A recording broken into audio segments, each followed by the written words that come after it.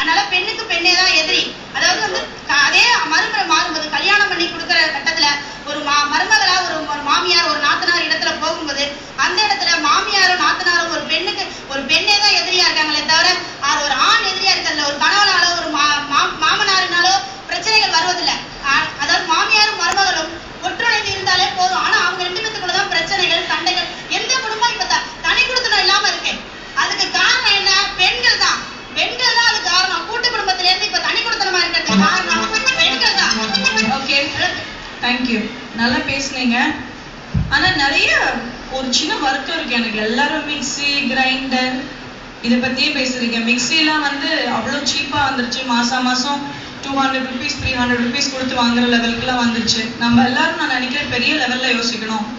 NASA அனுப்ப மாட்டேங்கிறாங்க, அமெரிக்காவுக்கு படிக்க அனுப்ப மாட்டேங்கிறாங்க, இந்தியன் கிரிக்கெட் டீம்ல வந்து பெண்களுக்கு வந்து ஒரு தனி இடம் இன்னும் ஒதுக்கல, இன்னும் ஆண்கள் தான் கிரிக்கெட் ஆடிட்டு இருக்காங்க. இதெல்லாம் யோசிக்க மாட்டீங்களா?